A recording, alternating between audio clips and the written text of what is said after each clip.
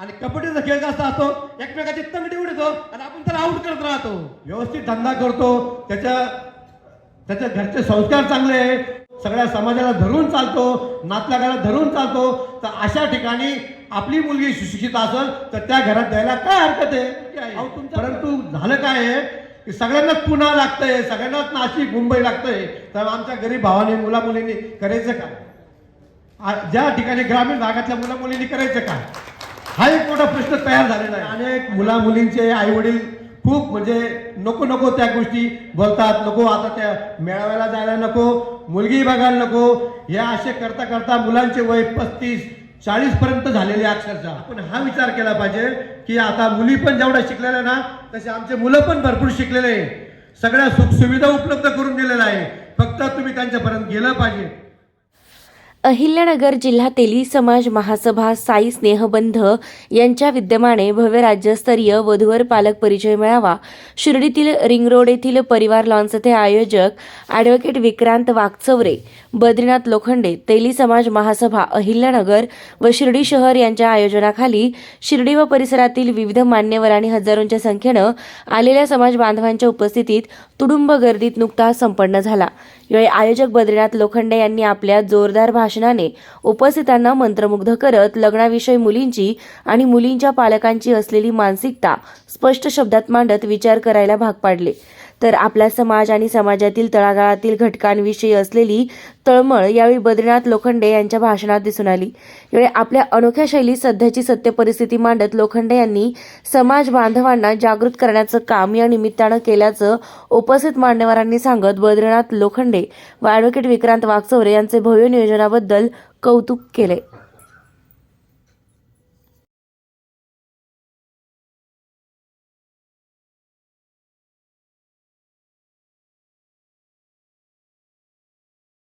सर्व समाज बांधवांना मनापासून जय संताजी. आज ह्या ठिकाणी साईबाबांच्या पुण्यभूमीमध्ये आणि संताजी महाराजांच्या आशीर्वादाने ह्या ठिकाणी सामाजिक जो उपक्रम आपण सुरुवात केली, एक छोटासा वृक्ष लावला आणि त्याचं आज रूपांतर हळूहळू वाढत चाललं आहे. आज या ठिकाणी आपण 101 रुपयामध्ये सामुदायिक विवाह सोहळा सुरुवात केली आणि त्या निमित्ताने आपण समाजामध्ये जे काही समाज बांधव आहे, भगिनी जे काही शिकताय, जे काही समाजापासून थोडं लांब आहे, परंतु त्या लोकांना, त्या मुला मुलींना एकत्र आणण्याचं काम आपण या ठिकाणी प्रयत्न करतो आहे. आणि ते पण सामाजिक बांधिलकी जपून फक्त 101 रुपयामध्ये वधूवर मेळाव्याचा फॉर्म आपण भरून घेतला होता की त्या निमित्ताने मुला मुलींचे फॉर्म भरून आपण हा मेळावा सुरुवात केला. आज दरवर्षी आपला जो रेट आहे, जो लग्नाचा रेट आहे, तो त्याची गुणवत्ता दिवसेंदिवस वाढत चाललेली आहे. मागच्या वर्षी सुद्धा आता इथं पुस्तक आणलेलं नाही, त्या पुस्तकातून अनेक मुला मुलींचे लग्न झाले. याचं कारण असं आहे की आपण ह्या ठिकाणी फक्त एकत्र जमतोय, परंतु ह्या एकत्र जमण्यामध्ये अनेक कष्ट आहे.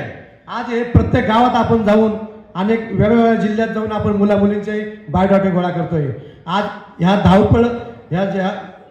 धावपळीच्या युगामध्ये कोणी कोणाकडे जायला तयार नाही. शेजारी मुलगा राहतो, शेजारी मुलगी राहतो, गावात मुलगा मुलगी शिकताय, व्यवसाय करताय, समाजाचं काम एक, परंतु माहीत नसतं की हा मुलगा आपल्या समाजाचा आहे का, हा ना एवढा चांगला मुलगा, एवढी चांगली मुलगी जर आपल्याला आपल्या परिवारामध्ये आले, आपल्या परिवारामध्ये सुनबाई असेल, त्या पद्धतीने माहीत नसल्यामुळं आपण त्या ठिकाणी थांबून जातो आणि योग्य त्या ठिकाणी आपल्याला भेटत नाही. परंतु या निमित्ताने एकत्र येऊन हे पुस्तक, या पुस्तकाच्या माध्यमातून आपण ते निवडू शकतो आणि निवडून त्या ठिकाणी योग्य वर मुलगा आणि त्याला काय म्हणतो आपण, जो परिवार, सुशिक्षित परिवार, जो सज्ञान पुढच्या भविष्यासाठी पाहिजे त्या पद्धतीने आपण तो मुलगा मुलगी आपण शोधू शकतो. त्याचं हे माध्यम आहे. अनेक वधूवर आत्तापर्यंत झालेलं आहे, परंतु काही लोकांची मानसिकता अशी झालेली की मुलगा मुलगी कामाला आहे, ड्युटीवर आहे, परंतु यायला वेळ नाही. असे आम्ही आता मागच्या वर्षी सुद्धा एक वधूवर ग्रुप तयार केला आहे, शिर्डी वधूवर ग्रुप. या शिर्डी वधूवर ग्रुपमध्ये अक्षरशः आम्ही महाराष्ट्रातून सर्व मुला मुलींच्या आईवडिलांना त्यामध्ये सामील केलं आणि त्याच्यामधून जसं आपण मेळाव्यातून एक वर्षपणे आपण हा कार्यक्रम करतो, पण सातत्याने हा ग्रुप चालतो. या ग्रुपच्या माध्यमातून अनेक मुलामुलींचे लग्न जमलेले आहे आणि ते तुम्ही प्रत्यक्षात बघितले पण आहे. आम्ही ते ग्रुपवर ते शेअर पण करतो. मुळात मला म्हणायचं काय आहे की आपण या ठिकाणी आता कुठंतरी विचार केला पाहिजे. आम्ही ज्यावेळेस घराघरात जातो ना की मुलांचे आई वडील खूप त्रासलेले अक्षरशः, की ते त्रासले कशामुळं की मुलींचे आम्ही फोन करतो परंतु त्यांचे फोनच परत आम्हाला येत नाही. परंतु आम्ही पण ते समजू शकतो की फोन का येत नाही याचं कारण आहे की आपली मुलगी ज्यावेळेस आपण शिकवतो ती योग्य मुलाला योग्य घरामध्ये आपण ते गेली पाहिजे. ती त्या पद्धतीने मुलाला तो योग्य त्यांचा जोडा जमला पाहिजे, सुशिक्षितपणा त्या ठिकाणी आला पाहिजे, आपलं पुढचं भविष्य आपला पुढचा परिवार चालला पाहिजे. यासाठी तो विचार करत राहतो की माझ्या मुलीला कसा योग्य मुलगा भेटेल, म्हणून तो त्या ठिकाणी तो आपल्याला त्या ठिकाणी फोन करत नाही. या आपण काही गोष्टी समजून घेतल्या पाहिजेत. परंतु आता आम्ही पण आमच्या महिलांना आमच्या भगिनींना सांगू इच्छितो की आमच्या ज्या भावांची जी नाराजी याला कारण असं आहे की ते फोन करताय म्हणजे याचा अर्थ ते पण काही कमी नाही, मुलं पण काही कमी नाही, मुलं खूप शिकलेले आहे. परंतु त्यांची मागणी आहे की एकदा तरी तुम्ही त्यांच्या घरीवर बघितलं पाहिजे की मुलगा खरंच योग्य आहे का नाही, तो कर्तबगार आहे का नाही, त्याच्या घरी त्याच्या चांगले संस्कार आहे का नाही, हे सगळ्याची गोष्टी पडताळणी केली पाहिजे. याच्या मागं कारण असं आहे की अनेक मुलींचे आईवडील खूप म्हणजे नको त्या गोष्टी बोलतात. नको आता त्या मेळाव्याला जायला नको, मुलगी बघायला नको, हे असे करता करता मुलांचे वय 35-40 पर्यंत झालेले अक्षरशः. त्याच्याकरता आपण हा विचार केला पाहिजे की आता मुली पण जेवढ्या शिकलेल्या ना तसे आमचे मुलं पण भरपूर शिकलेले आहे, सगळ्या सुखसुविधा उपलब्ध करून दिलेल्या आहे. फक्त तुम्ही त्यांच्यापर्यंत गेलं पाहिजे. आणि हे जर आपण गेलं आणि व्यवस्थित सांगाडा तयार व्यवस्थित योग जुळून आले तर विवाहास योग्य वेळ लागणार नाही आणि त्या ठिकाणी हे होईल. परंतु मला एक दुसरं पण असं सांगायचं आहे की आपण काय करतोय की काही आपण गोष्टीमध्ये आपण दुर्लक्षितपणा करतोय. काही गोष्टी मुलीवर सोडून देतो, काही गोष्टी मुलीच्या आईवर सोडून देतो. त्याचा परिणामही वाईट आपण बघितलेला आहे आणि ते नाकारून चालणार नाही. ते नाकारून चालणार नाही. त्याचे गंभीर परिणाम आपल्या परिवाराला भोगावा लागू राहिले. काही मुली आपल्या हातातून निघून चाललेल्या आहे. कारण का की त्यांना योग्य मार्गदर्शन भेटत नाही किंवा योग्य मुलगा भेटत नाही. परंतु आपण त्या ठिकाणी थोडा विचार केला पाहिजे की आपल्या समाजाचा मुलगा आहे, आपलेच नातेवाईक आहे, त्याला आपण थोडा ॲडजस्ट केलं पाहिजे. जरी इंजिनिअरिंग नसला तर दुसऱ्या क्षेत्रात असू द्या, तोच स्वीकारला पाहिजे. जर माझी बिझनेसवाली मुलगा आहे, चांगला व्यवस्थित धंदा करतो, त्याच्या घरचे संस्कार चांगले आहे, तो चांगल्या पद्धतीने धंदा करतो, सगळ्या समाजाला धरून चालतो, नातलगाला धरून चालतो, तर अशा ठिकाणी आपली मुलगी सुशिक्षित असेल तर त्या घरात द्यायला काय हरकत आहे. अहो तुमचा तो अजून त्या ठिकाणी दुप्पट परिवार तयार केली ती का त्या ठिकाणी कशा पद्धतीने हा व्यवसाय चालला गेला पाहिजे, आपली पुढची भावी पिढी कशी निर्माण केली पाहिजे, तिच्या हातात सगळ्या गोष्टी आहे. परंतु झालं काय आहे की सगळ्यांनाच पुणे लागतंय, सगळ्यांनाच नाशिक मुंबई लागतंय. तर आमच्या गरीब भावाने मुलामुलींनी करायचं का? ज्या ठिकाणी ग्रामीण भागातल्या मुलामुलींनी करायचं का? हा एक मोठा प्रश्न तयार झालेला आहे. आणि अशा अनेक मुलींच्या आया पण या ठिकाणी मुलांच्या आया अशा ठिकाणी आहे की अक्षरशः त्या म्हणताय की आता करायचं काय? घरात 35-40 वर्षाचा मुलगा हा याला बघायला सुद्धा कोणी येत नाही. मग लोक म्हणतात समाजाचा उपयोग काय आपला? समाज जागृत आहे, ध्यानात ठेवा. आज तेली समाज एवढा जागृत आहे, एवढा काही म्हणजे त्या ठिकाणी प्रत्येक जिल्ह्यात आपले वधूवर मेळावे चालू आहे. कोणत्या ना कोणत्या जिल्ह्यामध्ये आपल्या मुलामुलींचे बायोडाटे येतात आणि मुलामुलींचे लग्न होतात. मला खूप म्हणजे आनंद वाटतो समाजाचा की समाजात मुलामुलींचे लग्नाचे प्रमाण चांगले आहे आणि बाहेर जायचे प्रमाण अगदी दुर्लभ, एखादा टक्का आहे फक्त बा. म्हणून आपला समाज जागृत आहे. त्या समाजाशी संलग्न राहा, एकमेकाला जवळ करायचा प्रयत्न करा. जरी तो व्यावसायिक असेल ना तरी हरकत नाही. आणि आमची विनंती आहे की आता खूप काही मुलांना सांगायच्या काही गोष्टी की आपल्याला जर पुढे जायचं असेल तर आता मुली कमी झालेल्या आहे, मुलींचे शिक्षण आपण वाढवत आहे, परंतु मुलांचे व्यवसायामध्ये तो गुरफटलेला आहे. काही आपण सांभाळलं गेलं पाहिजे, मुलांवर व्यसनाधीन झालं नाही पाहिजे. व्यसनाधीन झालं तर पुढची आपली भावी पिढी ही आपल्याला अवघड आहे. आता पहिल्यांदा 4-4, 3-3 मुलं राहायचे, आता प्रत्येकी एक मुलगा एक मुलगी आहे. जर आपण व्यसनाधीन झालो तर आपल्या परिवाराचं पुढे काय होणार आहे हा आपण विचार केला पाहिजे. म्हणून आपल्या मुलांना व्यसनापासून लांब ठेवलं गेलं पाहिजे आणि समाजात त्याला चांगलं काय संस्कार भेटल, चांगलं काय वळण भेटल, चांगलं काय आपल्याला त्या ठिकाणी त्याला व्यवस्थित करता येईल अशा पद्धतीने त्याला आपण मार्गदर्शन केलं पाहिजे. आणि असं ज्या ज्या ठिकाणी कार्यक्रम होत असेल त्या ठिकाणी आपण त्यांना घेऊन गेलं पाहिजे. आणि हा मुला-मुलींचाच कार्यक्रम आहे, परंतु काही गोष्टी आपल्याला असं वाटतं की मुलं कमी येतात, मुली कमी येतात, मग तिचा परिचय तरी कोणी करून द्यायचे.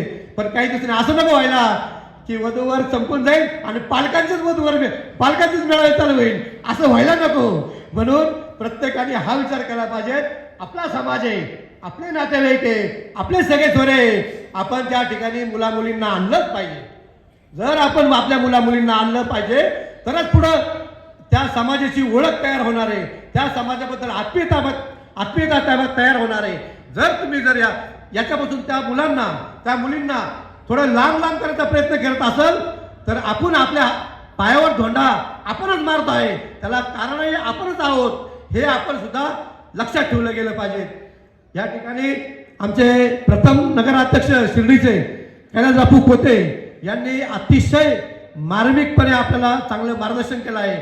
त्यांचा आदर्श आम्ही घेतलेला आहे. जसं आम्ही नाशिकचा वधूवर मेळाव्याला 35 वर्षाचा आदर्श उदाहरण म्हणजे त्यांचं डोळ्यासमोर उदाहरण घेऊन हा वधूवर मेळावा केला, तसंच बापू आम्ही सुद्धा तुमच्या आदर्श घेऊन तुमचा आज जवळजवळ खूप गिनीज बुकमध्ये तुमचं रेकॉर्ड नाव झालेलं आहे. तुमचा आदर्श घेऊन आम्ही सुद्धा 101 रुपयामध्ये लग्न घ्यायचा विचार केला आणि एकदा घेतला पण होता. परंतु नंतर काय झालं की 2-2, 3-3 लग्न झालेले मुलं मुली यायला लागले त्या ठिकाणी, त्यामुळे आम्ही थांबून घेतलं. कारण कसं आहे, याला लागतो पैसा लागतो, याला मनुष्यबळ लागतं, ते आमच्याकडे थोडं कमी आहे, त्यामुळे आम्ही थांबून घेतलं आणि फक्त वधूवर मेळावा आम्ही चालू ठेवलेला आहे. आणि तो आम्ही असा सातत्याने चालू ठेवलेला आहे आणि याच्या पुढेही आम्ही तो याला वटवृक्ष याचा होणार आहे हे आम्ही तुम्हाला या ठिकाणी ग्वाही देतो. दुसरी गोष्ट अशी की या ठिकाणी आपल्याला अनेक मान्यवर या ठिकाणी आपल्याला लाभलेले आहे. या ठिकाणी काही लोकांचं म्हणणं असं असतं की या ठिकाणी तुम्ही नेत्यांना का बरं बोलत नाही, त्याच्यानंतर मंत्र्यांना का बरं बोलत नाही. आपले क्षीरसागर साहेब आहे, बावनकुळे साहेब आहे, विटीट्टीवार साहेब आहे, असे अनेक मंत्री आपले भूषवलेले आहे. ते तर शिर्डीला सहज येऊ शकतात, परंतु ते त्यांच्या कामात आहे, त्यांचं योगदान चांगलं आहे, त्याबद्दल दुय्यम नाही. परंतु आपलेही माणसं मोठे झाले पाहिजे, आपल्याही मोठ्या माणसाला मान सन्मान झाला पाहिजे, आपल्याही माणसं मोठे झाले पाहिजे, त्यांचाही आपल्या पाठीवर हात राहिला पाहिजे. आणि आमच्यासारखे जे युवा काम करणारे आहे त्यांना यांनी कायम मार्गदर्शन केले पाहिजे, त्यांच्या समोर या गोष्टी झाल्या पाहिजेत, म्हणजे आपल्याला ते कायम स्वरूपी सहकार्य करत राहील, मार्गदर्शन करत राहील. यासाठी आपण त्यांना व्यासपीठावर बसत जातो. म्हणून आपण मोठ्या नेत्यांना त्रास देत नाही आणि आपण आपल्या समाज बांधवांना मोठे करायचं काम आपण आपल्या शिर्डी व्यासपीठाच्या माध्यमातून करत असतो. आपण या ठिकाणी हे सांगायचा उद्देश झाला की आता सरांनी सांगितलं असं की आपल्या तालुक्यातून आपल्या नगर जिल्ह्यातून आपण प्रत्येक वेळेस आपण अध्यक्षाला मान देतो. कोपरगाव असो, राहुरी असो, राहता असो, हे प्रत्येक वेळेस आपण आज 5वा मेळावा आहे तर आपण कोपरगावचे अध्यक्ष आपण या ठिकाणी त्यांना आपण या ठिकाणी मान दिलेला आहे. त्या नेमाने आपल्या शिर्डी वधूवर मेळाव्याचे अध्यक्षस्थान आपले विजूभाऊ खंडागळे आहे, त्या ठिकाणी आज त्यांना ज्या ठिकाणी मान भेटलेला आहे. पुढच्या वेळेस आपण पुढच्या तालुक्याचा अध्यक्ष आपल्याला या ठिकाणी निवडायचा आहे, त्या ठिकाणी आपल्याला सुद्धा त्या ठिकाणी मानपान द्यायचा आहे. आपल्याला ज्यावेळेस समाजामध्ये काम करतो ना आपण, तर समाजामध्ये काम करत असताना किंवा ग्राउंडवर काम करत असताना काही गोष्टी उदाहरण दिलं पाहिजे की एक कबड्डीचा खेळ असतो आणि एक खो खोचा खेळ असतो. आता हे सगळ्यांना माहिती आहे कबड्डी आणि खो खो. खो खोचा खेळ असतो, आपण एकमेकाला खो देत राहतो आणि आपण ती स्पर्धा जिंकत असतो. खो खो का खेळायचा की आपण एकमेकांना पाठीवर हात मारतो, तो खो खोचा खेळ आपण त्या ठिकाणी पुढे चालत राहतो. आणि कबड्डीचा खेळ कसा असतो, एकमेकाची तंगडी उडतो आणि आपण त्याला आउट करत राहतो, बरोबर आहे का नाही. पण आपण आता समाजामध्ये हा विचार केला पाहिजे की आपल्याला खो खोच खेळायचा आहे, कबड्डीचा खेळ हा फक्त आपल्याला बघायचा आहे, पण कबड्डीचा खेळ आपल्याला खेळायचा नाही. हे आपण लक्षात करून आपले जे काही समाज बांधव आहे त्यांनी हा विचार केला पाहिजे की आपल्याला गरज आहे समाजाची, समाज मोठा आहे, समाजाला साथ दिली गेली पाहिजे आणि एकमेकाला जर साथ दिली तर समाजाचं नाव हे उज्ज्वल झाल्याशिवाय राहणार नाही. आणि मी सर्वांना विनंती करतो, आमचे जे समाज बांधव आहे भगिनींना विनंती करतो, या ठिकाणी प्रकाशन झालं, कार्यक्रम झाल्यानंतर या ठिकाणी पुस्तक मेळाव्याचं प्रकाशन त्या ठिकाणी आपण वाटप करणार आहोत. या वाटपामध्ये जे बंधू भगिनी जे मुलं मुली आलेले आहेत त्यांनी एकमेकाचा चांगला परिचय करून घ्या. एकमेकाचे नातेवाईक काय करतात, मुलं काय करतात त्यांचा चांगला परिचय करून घ्या. आणि हे परिचय करता करता आपण दोन आपण या ठिकाणी जुळून घ्या आणि जुळण्याचा प्रयत्न करून घ्या आणि एकमेकांसंग. नमस्कार. श्री साईबाबांच्या पावनभूमीत तुमचे हक्काचे आणि सुरक्षित घर घेण्याची सुवर्ण संधी चालून आली आहे. आम्ही घेऊन आलो आहोत साई आनंद पार्क. येथे आहे श्री साई कृपेचे आणि आनंदाची आत्मानुभूती. 5 एकरमध्ये 100% लीगल सर्व सोयींनी युक्त रहिवासी प्लॉट्स, रस्ते, स्ट्रीट लाईट्स, श्री महादेवाचं मंदिर, निसर्गरम्य हिरवाईनं नटलेला परिसर, सगळं काही तयार. अंतर्गत प्रशस्त रस्ते आणि प्रस्तावित 12 मीटर आणि 15 मीटर DP रोडलगत विकसित प्लॉट्स. आणि हो, आपले श्री साई मंदिर, शाळा, मार्केट सर्व काही फक्त 5 मिनिटांच्या अंतरावर. सुरक्षित गुंतवणूक, तज्ज्ञ वकिलांमार्फत खरेदी विक्री आणि वास्तुशास्त्रानुसार प्लॉट्स. सुरक्षित, शांत आणि सुसंस्कृत वातावरणात एअरपोर्ट रोडलगत शिर्डी हद्दीमध्ये श्री साईबाबा मंदिरापासून अगदी काही मिनिटांवर. साई आनंद पार्क म्हणजे आनंदाचं, विश्वासाचं आणि समाधानाचं ठिकाण. आजच बुकिंग करा. मर्यादित प्लॉट्स उपलब्ध. कारण साई आनंद पार्क म्हणजे साई आनंदाची अनुभूती.